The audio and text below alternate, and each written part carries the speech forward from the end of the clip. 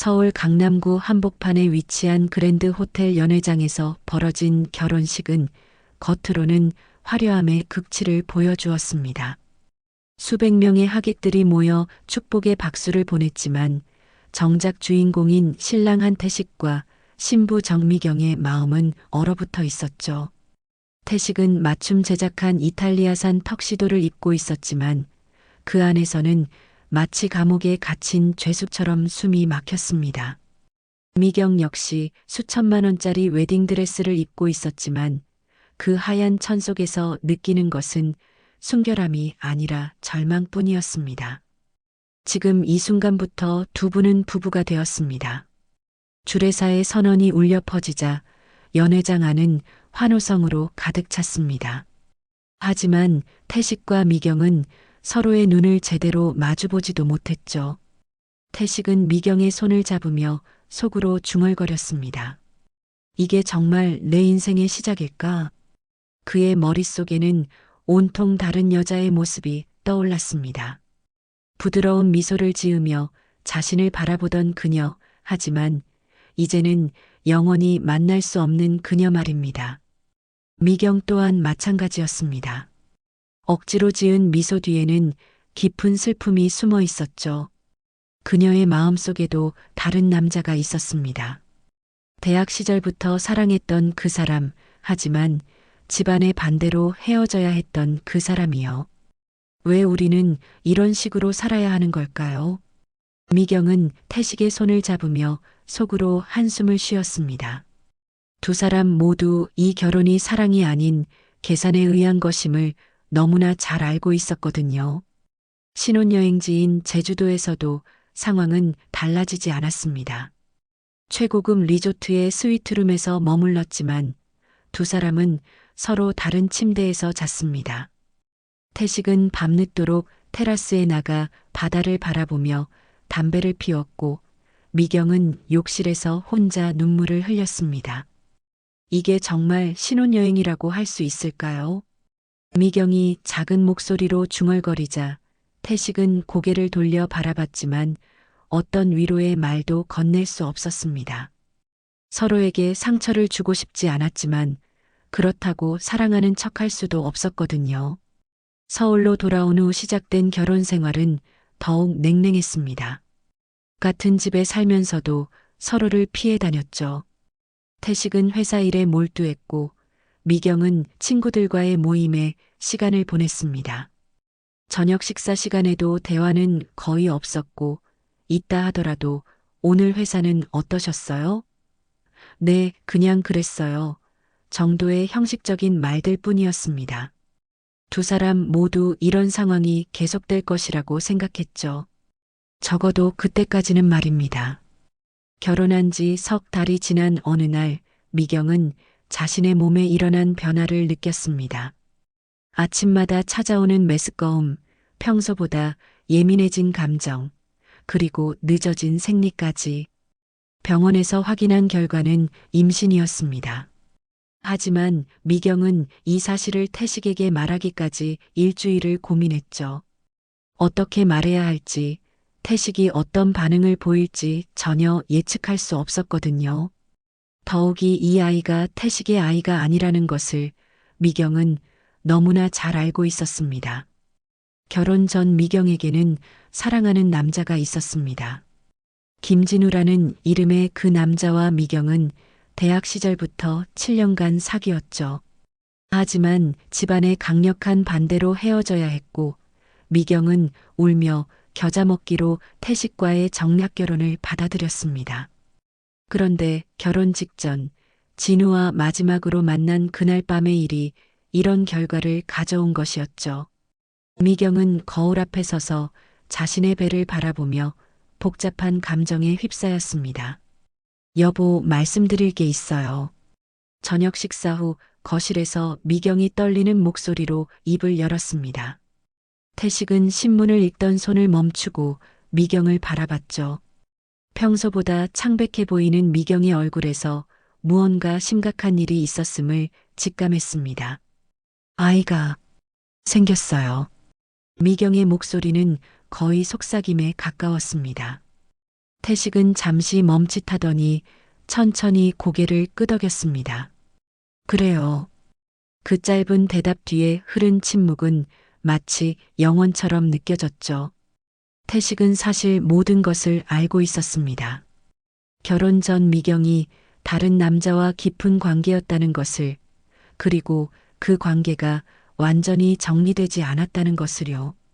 사실 태식 자신도 마찬가지였거든요. 하지만 그는 아무 말도 하지 않았습니다. 어차피 이 결혼 자체가 사랑이 아닌 이익을 위한 것이었고 서로에게 진실을 요구할 자격이 있다고 생각하지 않았습니다. 내 아이가 아니라는 걸 알고 있었다. 속으로 이런 생각을 하면서도 태식은 미경에게 상처를 주고 싶지 않았습니다. 그날 밤 두 사람은 각자의 방에서 잠 못 이루는 밤을 보냈습니다. 미경은 태식의 반응이 너무 담담해서 오히려 더 무서웠고 태식은 앞으로 어떻게 해야 할지 고민에 빠졌죠. 하지만 다음 날 아침 태식은 미경에게 말했습니다. 정비서한테 산부인과 예약 잡으라 할 테니 검진 잘 받고 몸 관리 잘해요. 그의 목소리는 여전히 차가웠지만 그 안에는 분명 책임감이 담겨 있었습니다. 임신 기간 동안 태식은 의외로 미경을 세심하게 돌봤습니다. 병원 검진에 빠지지 않고 따라갔고 입덧이 심한 미경을 위해 소화하기 쉬운 음식들을 준비해 주었죠. 미경은 이런 태식의 모습을 보며 복잡한 감정에 휩싸였습니다. 고마움과 미안함, 그리고 알 수 없는 죄책감이 뒤섞여 있었거든요. 정말 미안해요. 어느 날 밤 미경이 태식에게 말했지만 태식은 그저 괜찮다고만 답했습니다. 하지만 그의 눈빛에는 분명 아픔이 스며 있었죠. 10달이 지나 드디어 아이가 태어났습니다. 건강한 남자아이였습니다.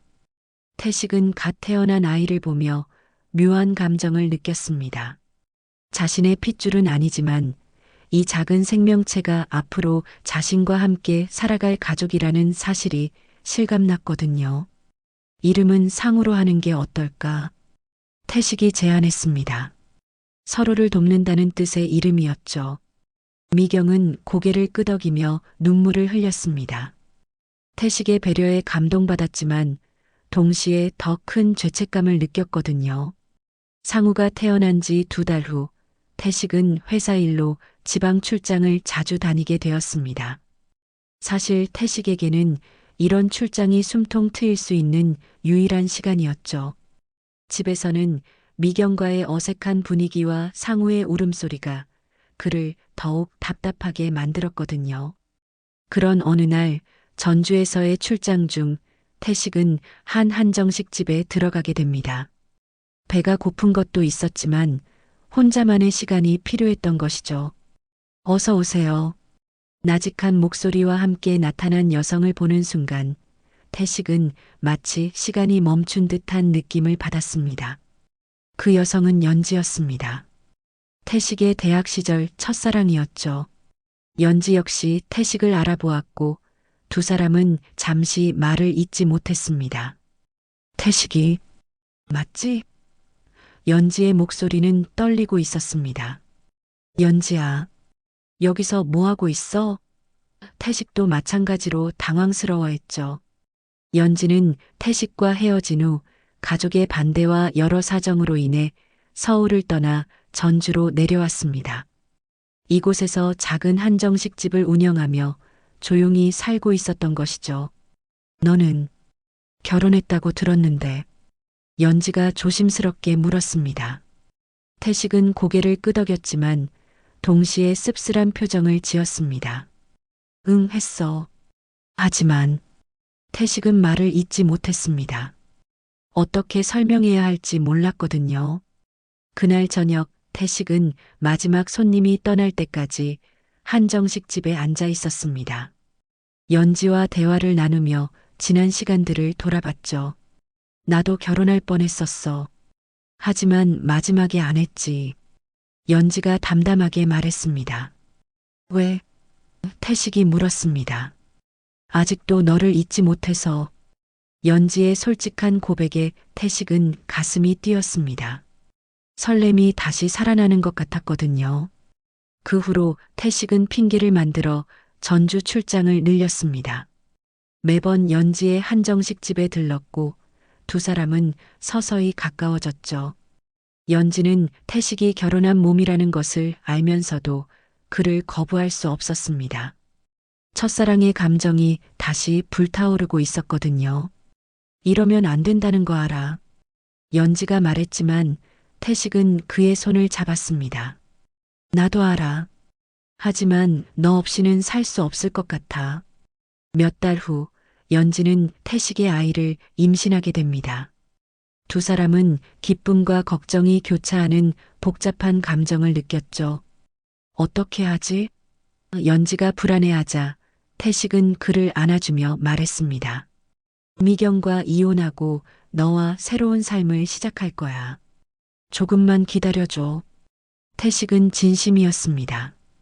연지와 함께라면 진정한 행복을 찾을 수 있을 것 같았거든요. 하지만 운명은 잔혹했습니다. 연지의 임신 8개월, 갑작스럽게 조산이 시작되었습니다. 태식은 급히 전주로 달려갔지만 상황은 심각했습니다.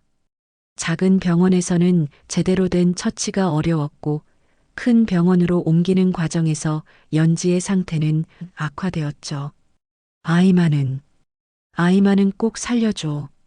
연지의 마지막 말이었습니다. 태식은 연지의 손을 잡고 울부짖었지만 그는 눈을 감았습니다. 갓 태어난 딸아이 정연을 남기고 말이죠. 연지의 가족들은 태식을 원망했지만 정연만큼은 태식이 키우겠다고 했죠. 이 아이는 내 딸이야. 내가 책임질게. 태식은 갓난 정연을 품에 안고 서울로 돌아왔습니다. 집에 도착한 태식은 미경에게 모든 것을 털어놓았습니다. 이 아이는 내 딸이다. 이제부터 우리 집에서 키우겠어. 미경은 충격을 받았습니다. 당신이 바람을 피웠다는 말이야? 하지만 동시에 안도감도 느꼈습니다. 자신도 비슷한 상황이었기 때문에 태식을 너무 세게 비난할 수는 없었거든요. 그럼 이 아이는 어떻게 할 거야? 미경이 물었습니다. 이제부터 우리 둘째야. 태식의 대답이었죠. 미경은 겉으로는 정연을 받아들이는 척했지만 속으로는 이를 갈았습니다. 더욱이 정연은 자라면서 태식을 너무나 많이 닮아갔습니다. 그 눈빛, 그 표정, 심지어 걷는 모습까지 판박이었죠. 사람들이 정연을 보면 회장님을 그대로 빼닮았네요 라고 말할 때마다 미경의 마음속에는 질투와 분노가 쌓여갔습니다. 반면 상우는 태식과 전혀 닮지 않았고 이는 미경에게 더 큰 불안감을 안겨주었습니다. 상우와 정연이 자라면서 두 아이 사이의 차이는 점점 더 뚜렷해졌습니다. 정연은 걸음마를 일찍 뗐고 말도 빨리 배웠으며 무엇보다 태식을 닮은 똑똑한 눈빛을 가지고 있었죠. 반면 상우는 평범한 아이였습니다. 특별히 뛰어난 것도 없었고 오히려 조금 둔한 편이었습니다. 미경은 이런 차이를 볼 때마다 불안해했습니다. 사람들이 두 아이를 비교하며 정연이가 정말 똑똑하네요 라고 말할 때마다 미경의 얼굴은 굳어졌죠. 엄마, 정연이가 또 내 레고 가져갔어. 5살 상우가 울먹이며 미경에게 달려왔습니다. 미경은 상우를 안아주며 정연을 노려봤습니다. 정연아, 오빠 것을 왜 가져가니? 하지만 정연은 당당했습니다. 저도 가지고 놀고 싶었어요. 함께 만들면 더 멋있을 것 같아서요. 4살밖에 안 된 정연의 논리정연한 대답에 태식은 미소를 지었지만 미경은 더욱 화가 났습니다. 이 아이가 벌써부터 이렇게 영리하다니 말이죠. 강남의 명문 유치원에 다니면서도 정연의 뛰어남은 두드러졌습니다. 다른 재벌가 자녀들과 함께 있어도 정연은 항상 눈에 띄었죠. 선생님들도 정연을 특별히 예뻐했습니다. 정연이는 이해력이 정말 빨라요. 다른 아이들보다 훨씬 성숙하고요. 학부모 상담에서 선생님이 정연을 칭찬할 때 상우에 대해서는 밝고 활발한 편이지만 집중력이 조금 부족해요라고 했죠. 미경은 집에 돌아와서 상우에게 화를 냈습니다. 왜 너는 정연이처럼 못하니? 오빠잖아. 오빠가 더 잘해야지. 태식은 이런 미경의 태도가 마음에 들지 않았지만 대신 정연에게 더욱 각별한 관심을 보였죠. 정연아, 아빠가 책 읽어줄까? 태식이 정연을 무릎에 앉히고 경제 동화책을 읽어줄 때 미경은 상우를 데리고 다른 방으로 가곤 했습니다. 우리 상우는 엄마가 더 예뻐해 줄게. 하지만 상우는 왜 아빠가 자신보다 정연을 더 좋아하는지 이해할 수 없었습니다. 초등학교는 당연히 강남의 최고 사립 초등학교였습니다. 입학한 후 이런 차별은 더욱 노골적으로 드러났습니다. 같은 명품 옷을 입어도 정연이 더 잘 어울렸고 같은 비싼 과외를 받아도 정연이 더 빨리 흡수했습니다. 미경은 틈만 나면 정연을 비교 대상으로 삼아 상우를 다그쳤죠. 정연이는 벌써 영어 동화책을 혼자 읽는데 너는 뭐 하고 있니? 정연이는 피아노 선생님이 재능이 있다고 하시는데 너는 왜 이 모양이야? 상우는 점점 위축되어 갔습니다. 무엇을 해도 여동생만 못했고 엄마의 사랑을 받기 위해 노력해도 소용없었거든요. 엄마, 나도 정연이만큼 잘할 수 있어. 상우가 간절히 말해도 미경은 내가 뭘 할 수 있겠니라며 차가운 반응을 보였습니다. 반면 정연에게는 여긴 내 자리가 아니야. 상우가 이 집안의 후계자야라고 항상 쇠뇌시키듯 말했었죠. 미경의 이런 모순적인 행동에는 깊은 이유가 있었습니다. 정연이 너무 뛰어나서 사람들이 진실을 알아챌까봐 두려웠던 것이죠. 저 아이가 진짜 한 회장의 딸이구나라는 것을 눈치챌까봐 일부러 정연을 억압하려 했습니다. 하지만 정연의 뛰어남은 숨길 수 없었고 이는 미경을 더욱 불안하게 만들었습니다.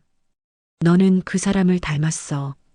그 눈빛, 그 총명함까지. 미경은 정연을 볼 때마다 태식의 모습이 겹쳐 보였죠.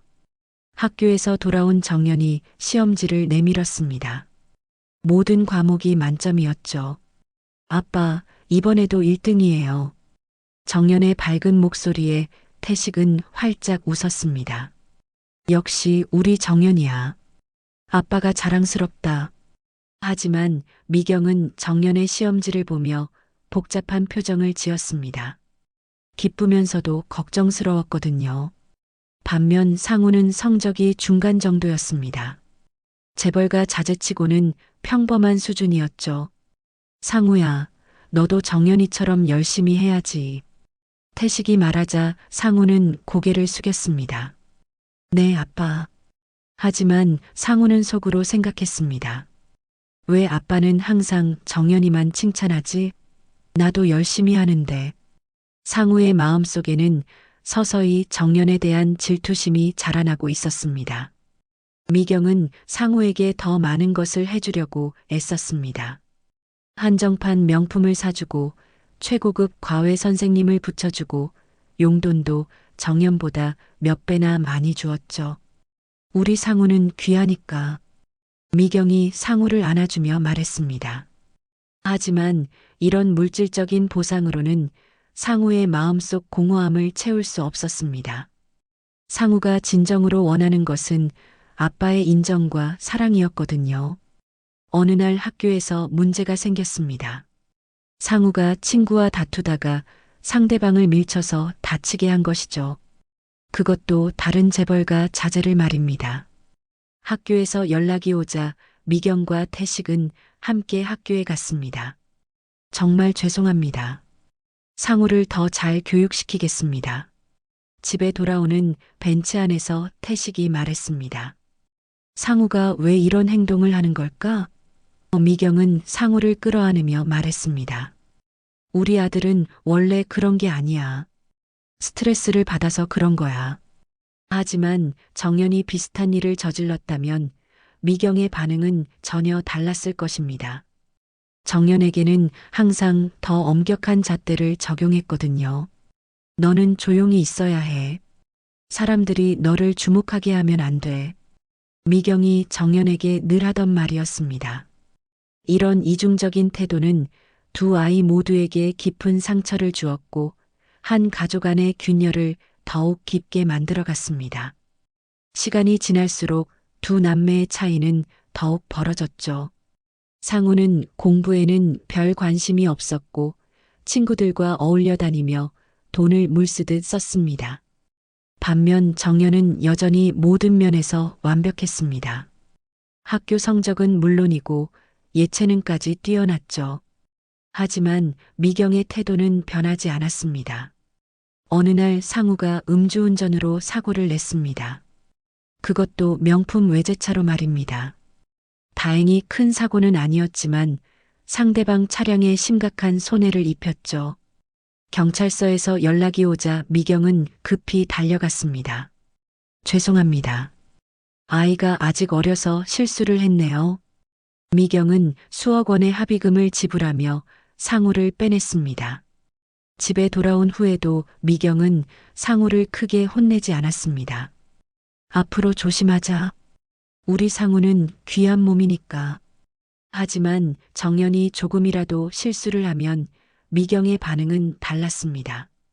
어느 날 정연이 학교에서 친구와 사소한 다툼이 있었다는 소식을 들은 미경은 정연을 불러 세웠습니다. 너는 왜 이렇게 말썽이야? 조용히 있으라고 했잖아. 정연은 억울했지만 고개를 숙였습니다. 죄송해요. 태식은 이런 미경의 편애를 눈치채고 있었지만 여전히 강하게 말하지 못했습니다. 대신 정연에게 더 많은 관심을 보이려 노력했죠. 정연아, 이번 주말에 아빠랑 단둘이 나들이 갈까? 태식의 제안에 정연은 기뻐했습니다. 정말요, 아빠? 하지만 미경은 이런 모습을 보며 불편해했습니다. 그러던 어느 날 한 회장의 건강이 급격히 악화되기 시작했습니다. 수십 년간 담배를 피워온 태식은 폐암 진단을 받았죠. 6개월에서 1년 정도 시간이 남은 것 같습니다. 의사의 말에 가족들은 충격에 빠졌습니다. 하지만 각자의 반응은 달랐습니다. 미경은 겉으로는 슬퍼하는 척했지만 속으로는 복잡한 감정을 느꼈습니다. 태식이 죽으면 모든 것이 상우의 것이 될 거라는 생각에 안도감마저 들었죠. 상우는 아버지의 죽음보다는 자신이 받을 유산에 더 관심이 있었습니다. 내가 회사를 물려받게 되는 거지? 상우가 미경에게 물었을 때 미경은 고개를 끄덕였습니다. 당연하지. 넌 장남이니까. 반면 정연은 진심으로 슬퍼했습니다. 아버지가 자신에게 보여준 유일한 사랑과 관심이 곧 사라질 거라는 생각에 눈물이 멈추지 않았죠. 정연은 매일 병원에서 태식을 돌봤습니다. 학교가 끝나면 곧바로 병원으로 달려가 태식의 손을 잡고 앉아 있었습니다. 아빠, 제가 여기 있을게요. 정연의 말에 태식은 눈물을 흘렸습니다. 정연아, 내가 있어서 아빠는 행복했어. 태식의 상태가 더욱 악화되자 미경은 은밀히 변호사와 만났습니다. 유언장 작성은 어떻게 되고 있나요? 미경의 질문에 변호사는 고개를 끄덕였습니다. 회장님께서 이미 작성하셨습니다. 대부분의 재산은 장남인 상우 씨에게 상속되고 정연 씨에게는 일부 현금만 남기신다고 하시더군요. 미경은 안도의 한숨을 쉬었습니다. 다행이네요. 하지만 미경이 모르는 사실이 있었습니다. 태식은 실제로는 2개의 유언장을 작성했던 것이죠. 하나는 미경과 상우를 위한 공식적인 유언장이었고 다른 하나는 정연을 위한 비밀 유언장이었습니다. 태식은 평소 신뢰하던 비서 박성재에게만 이 사실을 알렸습니다. 성재야, 이 유언장은 내가 죽은 후 정연에게만 전해줘. 그리고 DNA 검사 결과도 함께 말이야. 태식은 이미 비밀리에 DNA 검사를 실시했었습니다. 그 결과는 충격적이었죠. 정연은 자신의 친딸이 맞았지만 상우는 혈연 관계가 없었습니다. 태식은 이 사실을 알고도 침묵했지만 죽음이 임박하자 진실을 밝혀야겠다고 생각했습니다. 정연이는 내 유일한 혈육이야. 그 아이가 진실을 알 권리가 있어. 드디어 그날이 왔습니다. 태식은 병원에서 조용히 숨을 거두었습니다.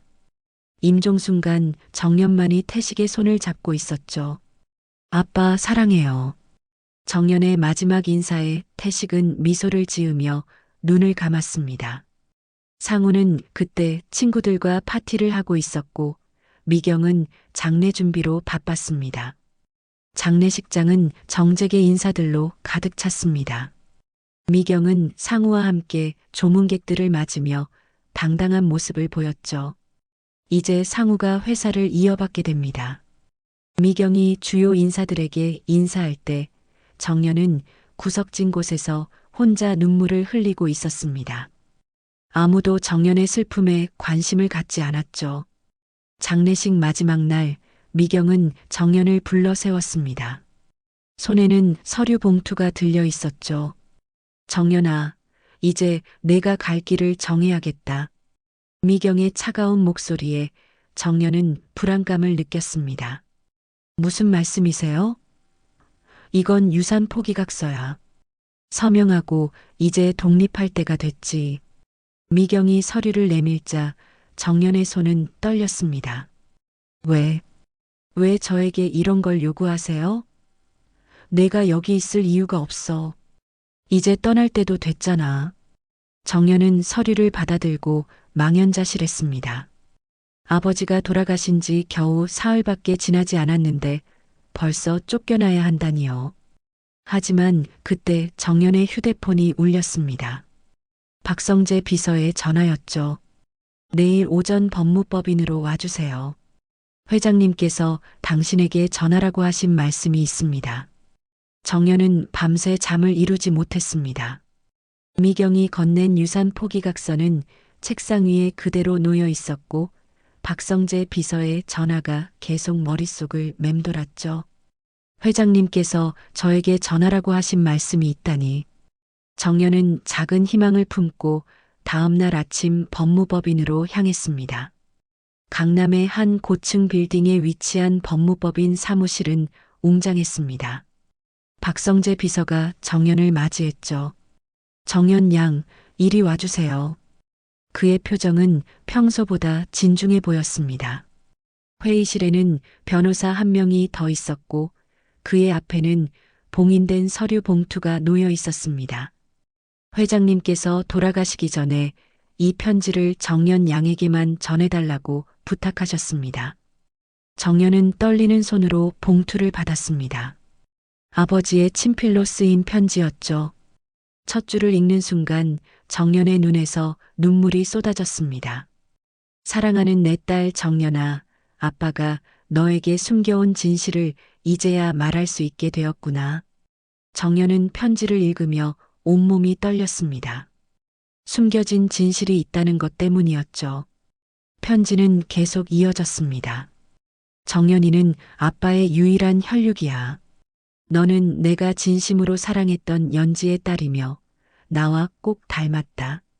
하지만 미경은 이 사실을 절대 용납하지 않았고 나는 비겁하게도 침묵을 지켰단다.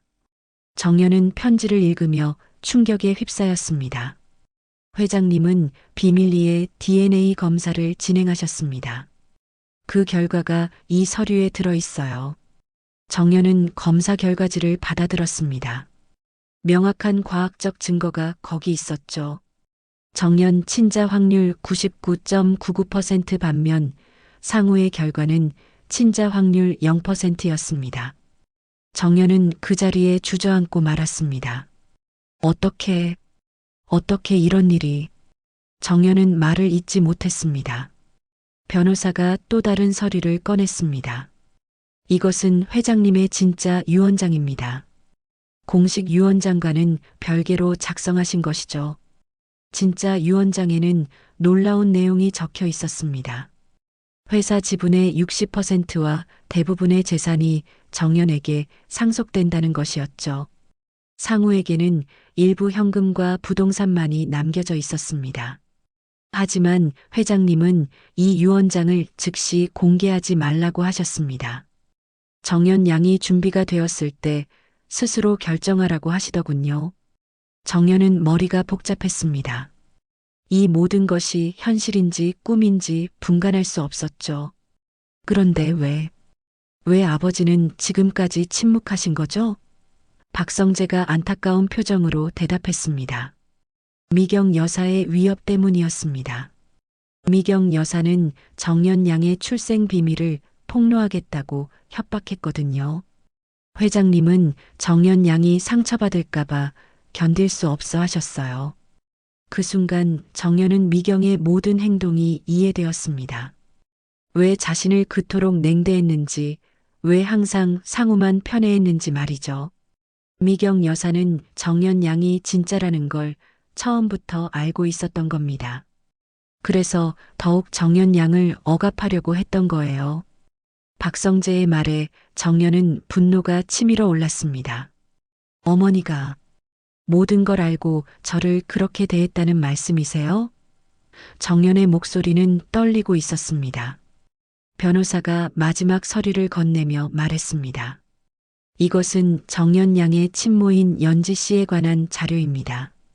회장님께서 정연 양이 알 권리가 있다고 하시더군요. 정연은 어머니 연지에 대한 자료를 읽으며 눈물을 흘렸습니다. 연지는 순수하고 착한 여성이었고 태식과 진정한 사랑을 나누었다는 것을 알 수 있었죠. 어머니는 저를 낳으시고 돌아가신 거군요. 정연은 자신이 어머니의 목숨과 바꾼 존재라는 사실에 가슴이 아팠습니다. 법무법인을 나선 정연은 한참 동안 거리를 걸었습니다. 머릿속이 너무 복잡해서 정리가 되지 않았거든요. 그때 휴대폰이 울렸습니다. 미경의 전화였죠. 정연아, 어디 있니? 빨리 집에 와서 서류에 서명해. 미경의 목소리는 여전히 차갑고 명령적이었습니다. 하지만 이제 정연은 달랐습니다. 집에 가서 할 얘기가 있어요. 정연은 전화를 끊고 집으로 향했습니다. 이제 모든 것을 끝낼 때가 온 것 같았죠. 집에 도착한 정연은 거실에서 미경과 상우가 기다리고 있는 것을 봤습니다.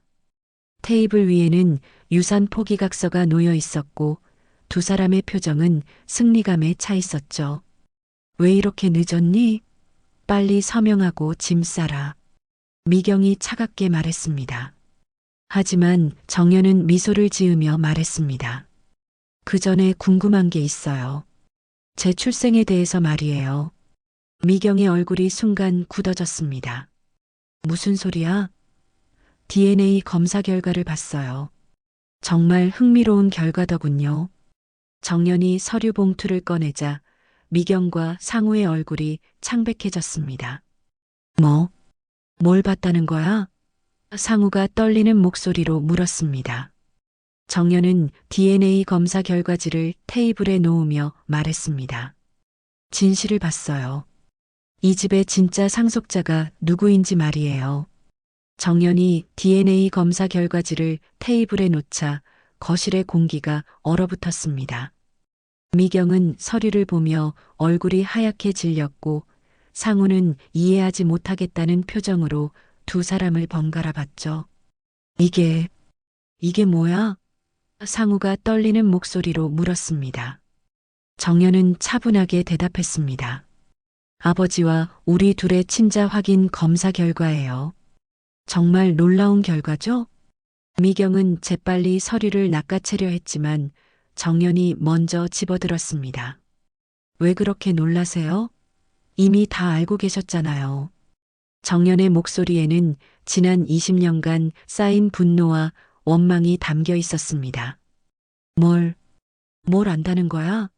미경이 어색하게 웃으며 발뺌했지만 정연은 이미 모든 것을 꿰뚫고 있었죠.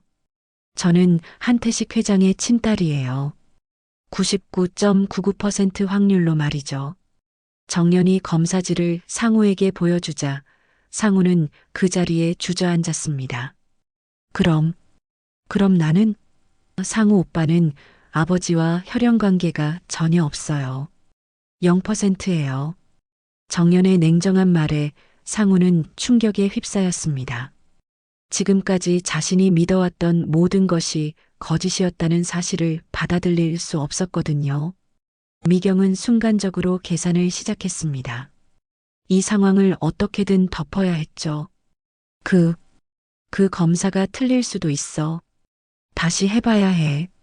하지만 정연은 또 다른 서류를 꺼냈습니다. 이건 아버지의 진짜 유언장이에요. 공식 유언장 말고 진실이 담긴 유언장 말이죠. 미경의 얼굴에서 마지막 희망마저 사라졌습니다. 정연은 아버지의 편지를 큰 소리로 읽기 시작했습니다. 정연이는 내 유일한 혈육이다. 그 아이는 진심으로 사랑했던 연지의 딸이며 나와 꼭 닮았다. 모든 진실은 죽은 뒤 밝혀지길 바란다. 상우는 머리를 감싸쥐며 중얼거렸습니다. 아니야. 이건 꿈이야. 아버지는 나를 사랑하셨어. 내가 장남이라고 하셨다고. 오빠. 정연의 목소리가 부드러워졌습니다. 아버지는 오빠를 사랑하셨어요. 하지만 그건 아들로서가 아니라 가족으로서였어요. 상우는 고개를 들어 정연을 바라봤습니다. 그럼 내 진짜 아버지는 누구야? 이 질문에 모든 시선이 미경에게 향했습니다. 미경은 더 이상 숨길 수 없다는 것을 깨달았습니다. 김진우야. 내 대학 동기였던 김진우가 내 친아버지다. 미경의 고백에 상우는 또 한 번 충격을 받았습니다. 왜 그동안 말하지 않았어? 말할 수 없었어. 집안 체면도 있고 너를 보호하기 위해서였어. 미경의 변명은 공허하게 들렸습니다. 정연은 미경을 똑바로 바라보며 물었습니다. 어머니도 그렇게 큰 잘못을 저질러 놓고 왜 그렇게 저를 미워하셨어요? 제가 얼마나 어머니께 사랑받고 싶어서 열심히 살았지만 항상 제가 잘할 때마다 어머니는 저를 혼내셨어요. 왜 그러셨어요? 왜? 저도 사랑받고 싶었다고요. 미경은 입을 다물었지만 정연은 계속 추궁했습니다. 너는 그 사람을 닮았어. 미경이 마침내 입을 열었습니다. 그 눈빛, 그 말투, 그 똑똑함까지. 사람들이 너를 볼 때마다 역시 회장님의 딸이네라고 말하니까 두려웠어. 상우가 가짜라는 걸 들킬까봐. 미경의 솔직한 고백에 정연은 분노가 치밀어 올랐습니다. 그래서 저를 억압하신 거군요. 제 인생을 빼앗으신 거예요. 정연의 목소리는 떨리고 있었습니다. 제가 이 집에 있을 자격이 없다고 생각하며 눈치를 보며 살았다고요. 미경은 고개를 돌렸습니다. 정연의 원망 어린 시선을 마주할 용기가 없었거든요. 상우는 여전히 현실을 받아들이지 못하고 있었습니다. 그럼 회사는? 재산은? 정연이 진짜 유언장을 상우에게 보여줬습니다. 대부분의 재산과 회사 지분은 제게 상속돼요. 오빠에게는 일부 현금과 부동산이 남겨져 있어요. 상우의 얼굴이 창백해졌습니다.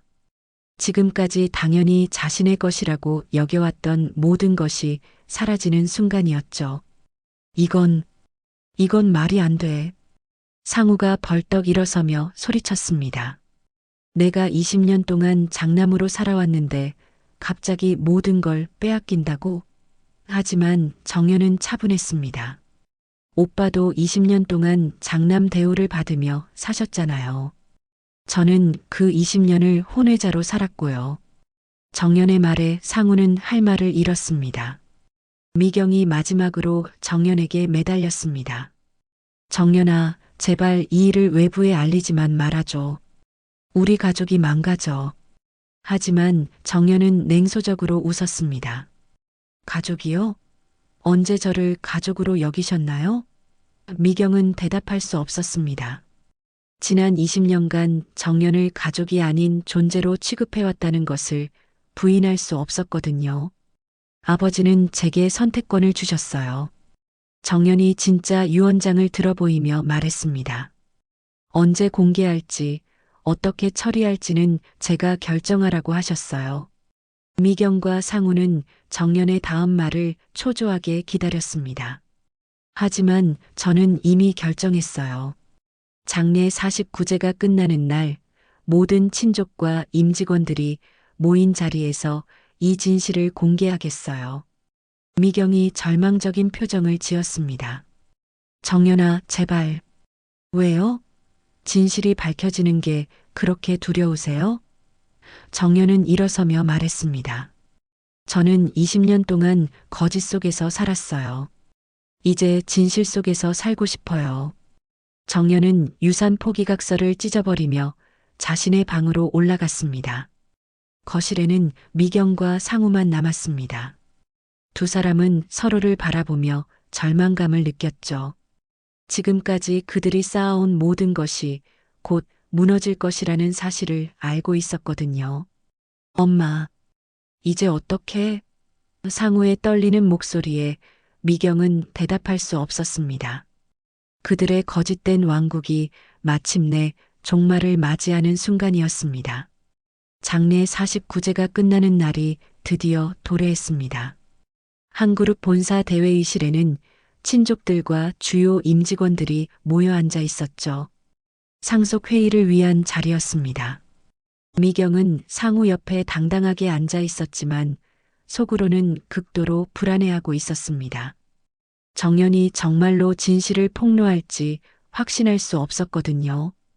오늘은 고 한태식 회장님의 유산 상속에 관한 회의를 갖도록 하겠습니다. 변호사가 회의를 시작하자 모든 사람들의 시선이 상우에게 향했습니다. 당연히 장남인 상우가 모든 것을 물려받을 거라고 생각했거든요. 미경은 상우의 어깨를 다독이며 속삭였습니다. 침착해. 모든 게 계획대로 될 거야. 하지만 그때 정연이 회의실 문을 열고 들어왔습니다. 평소와 다른 단정한 정장 차림에 당당한 걸음걸이였죠. 사람들은 정연을 보며 수군거렸습니다. 정연이는 왜 여기 있지? 잠시만요. 정연이 큰 목소리로 말했습니다. 제가 먼저 말씀드릴 것이 있습니다. 변호사가 당황스러워하자 정연은 서류 가방을 열었습니다. 저는 한정연입니다. 그리고 오늘 여러분께 중요한 진실을 말씀드리러 왔습니다. 회의실이 조용해졌습니다. 모든 사람들이 정연의 다음 말을 기다리고 있었죠. 저는 한태식 회장의 유일한 친자입니다. 정연의 선언에 회의실이 술렁거렸습니다. 뭐라고? 그게 무슨 소리야? 사람들의 웅성거림 속에서 미경이 벌떡 일어났습니다. 정연아, 지금 뭐 하는 거야? 당장 나가. 하지만 정연은 흔들리지 않았습니다. 이것은 아버지께서 실시하신 DNA 검사 결과입니다. 정연이 검사지를 들어 올리자 모든 사람들이 숨을 죽였습니다. 저와 아버지의 친자 확률은 99.99%입니다. 반면 상우 오빠와 아버지의 친자 확률은 0%예요. 검사 결과지를 본 사람들은 충격에 휩싸였습니다. 상우는 얼굴이 새하얗게 질린 채로 일어났습니다. 거짓말이야. 그건 조작된 거야. 하지만 정연은 차분하게 두 번째 서류를 꺼냈습니다. 이것은 독립적인 검사기관에서 실시한 추가 검사 결과입니다. 같은 결과가 나왔어요. 상우는 그 자리에 주저앉고 말았습니다.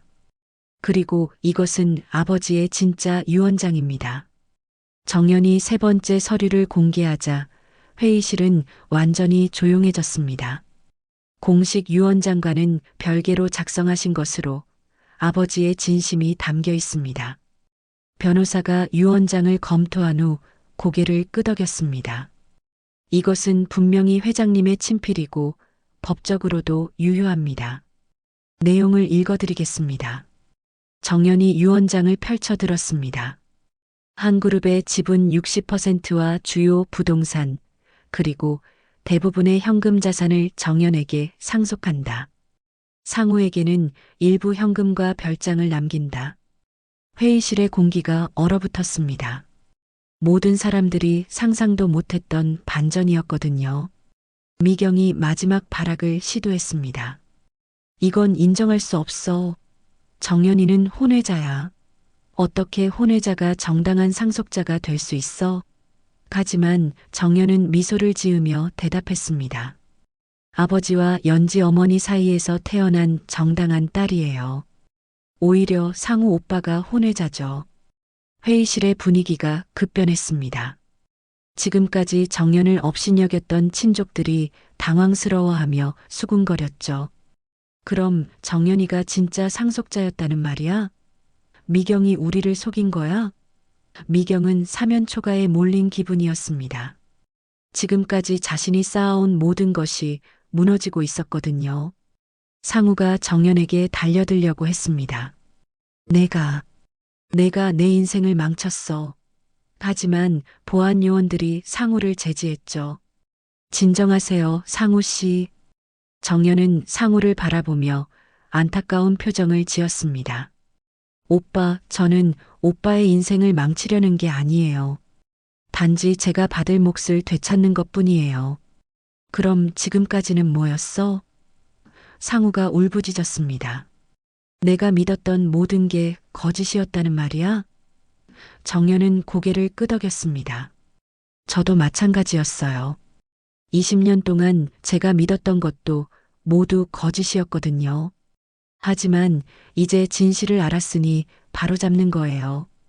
주주들과 임직원들 사이에서 탄식이 터져나왔습니다.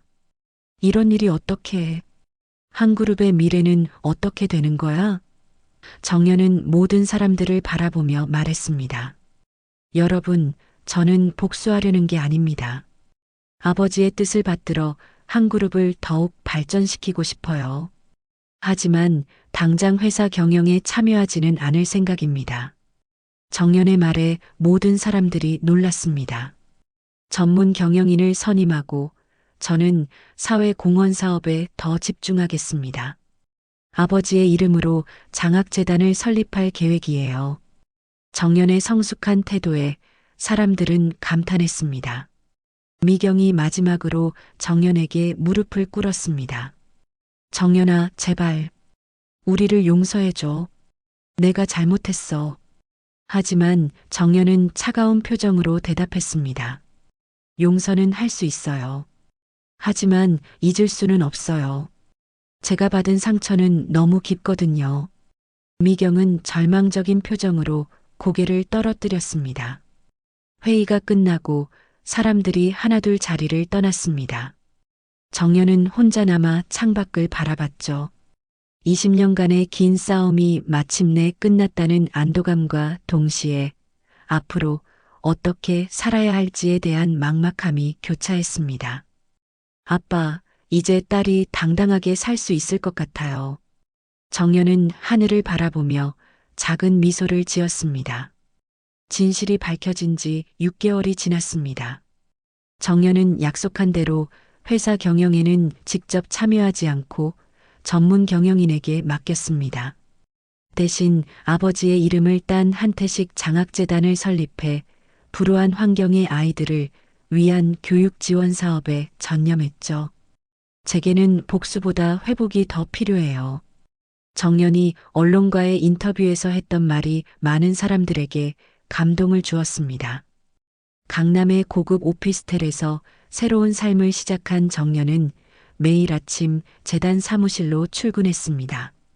화려한 회장실 대신 소박한 사무실을 선택했지만 정연의 얼굴에는 지금까지 볼 수 없었던 평온함이 있었죠. 정연 이사님, 오늘 장학생 면접이 있습니다. 비서의 말에 정연은 고개를 끄덕였습니다. 아이들을 돕는 일이 정연에게는 가장 큰 보람이었거든요. 반면 미경과 상우의 삶은 완전히 달라졌습니다. 강남 대저택은 정연의 소유가 되었고 두 사람은 상우 명의의 작은 아파트로 이사해야 했죠. 상우는 아버지로 알고 살았던 태식의 유산 중 일부 현금을 받았지만 지금까지의 호화로운 생활에 비하면 초라한 수준이었습니다. 엄마, 이제 어떻게 살아야 해? 상우가 절망적인 목소리로 물었지만 미경도 답을 할 수 없었습니다. 미경은 하루아침에 재벌가 부인에서 평범한 중년 여성이 되었습니다. 지금까지 자신을 우러러보던 사람들은 모두 등을 돌렸고 사교계에서도 완전히 소외되었죠. 미경 씨, 정말 오랜만이네요. 우연히 마주친 옛 친구가 차가운 인사를 건넬 때 미경은 자신이 얼마나 외로운 존재가 되었는지 실감했습니다. 20년간 쌓아온 모든 인맥이 거짓 위에 세워진 것이었거든요. 상우는 더욱 힘든 시간을 보내고 있었습니다. 지금까지 재벌 2세로 살아오던 그에게 평범한 삶은 견디기 어려운 현실이었죠. 친구들은 하나둘 그를 피하기 시작했고 지인들도 상우를 쳐다보는 시선이 따갑기만 했습니다. 상우야, 내가 가짜였구나. 그동안 우리를 무시하더니 꼴 좋네. 사람들의 조롱 섞인 말들이 상우를 더욱 절망하게 만들었습니다. 어느 날 상우는 술에 취해 정연이 사는 오피스텔 앞에 나타났습니다. 정연아, 나와. 내가 할 말이 있어. 상우의 고함 소리에 정연이 나왔죠. 상우의 초라한 모습을 본 정연은 가슴이 아팠습니다. 한때는 자신이 우러러보았던 오빠의 모습이 이렇게 변해 있다니요. 오빠, 술 드셨네요. 들어가서 이야기해요. 정연의 집에서 상우는 마음속에 쌓인 모든 것을 토해냈습니다. 왜 하필 지금에서야 진실을 밝힌 거야? 나는 20년 동안 장남으로 살아왔는데 갑자기 모든 걸 잃었어. 상우의 목소리는 원망과 절망으로 가득했습니다. 정연은 조용히 상우의 말을 들어주었죠. 오빠도 피해자예요. 잘못은 어른들이 한 거죠. 하지만 이제 와서 무슨 소용이야? 상우가 울먹였습니다. 사람들은 나를 사기꾼 취급하고 친구들도 다 떠났어. 나는 이제 어떻게 살아야 하는 거야? 정연은 상우의 어깨에 손을 올리며 말했습니다. 오빠도 새로운 시작을 할 수 있어요. 진짜 오빠 자신으로 말이에요. 하지만 상우는 고개를 저었습니다. 난 한태식의 아들이 아니면 아무것도 아니야. 며칠 후 정연에게 놀라운 소식이 전해졌습니다. 상우가 교통사고를 당했다는 것이었죠. 다행히 생명에는 지장이 없었지만 다리를 다쳐서 한동안 입원해야 했습니다. 정연은 즉시 병원으로 달려갔습니다. 병상에 누워있는 상우를 보니 마음이 아팠거든요. 오빠 괜찮으세요? 왜 왔어? 상우가 퉁명스럽게 말했지만 그의 눈에는 고마움이 어려 있었습니다. 가족이니까요. 정연의 말에 상우는 고개를 돌렸습니다. 가족? 우린 남남이잖아. 혈연은 아니지만 20년을 함께 산 가족이에요. 정연의 진심 어린 말에 상우는 눈물을 흘렸습니다. 정연은 상우의 치료비를 모두 부담했습니다. 미경이 고맙다고 인사하러 왔을 때 정연은 조용히 말했습니다. 저는 오빠가 걱정돼요. 이대로 방치하면 더 큰 일이 날 것 같아요. 미경도 같은 걱정을 하고 있었죠. 하지만 내가 뭘 할 수 있겠니? 나도 아무것도 없는데. 한 달 후 상우가 태어날 때 정연은 그에게 편지 한 통을 건넸습니다.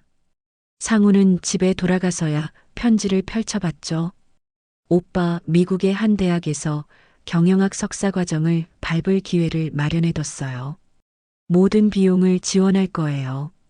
오빠도 새로운 시작을 해보세요. 편지를 읽은 상우는 한참 동안 울었습니다. 며칠 후 상우에게서 답장이 왔습니다. 정말 미안하다. 그리고 고맙다. 미국에서 새로운 사람이 되어 돌아올게. 편지를 읽은 정연은 눈물을 흘리며 미소를 지었습니다. 상우가 미국으로 떠나는 날 정연과 미경이 공항에 나와 배웅했습니다. 잘 다녀와, 오빠. 정연의 인사에 상우는 고개를 끄덕였습니다. 정연아, 정말 고마워. 내가 돌아올 때는 너에게 떳떳한 사람이 되어 있을게. 상우의 마지막 말에 정연은 활짝 웃었습니다. 2년 후 정연은 재단 사무실에서 상우가 보낸 졸업사진을 보고 있었습니다. 사진 속의 상우는 예전과는 완전히 다른 모습이었죠. 자신감 있고 당당한 표정이었습니다. 정연은 창밖을 바라보며 하늘에 있을 아버지에게 속삭였습니다. 아빠, 이제 정말 모든 게 제자리를 찾은 것 같아요. 그래도 그 집에서 나는 아버지의 진짜 딸이었어요. 정연의 얼굴에는 평온한 미소가 떠올랐습니다. 긴 시간의 아픔과 상처를 딛고 마침내 진정한 자신을 찾은 것이었죠.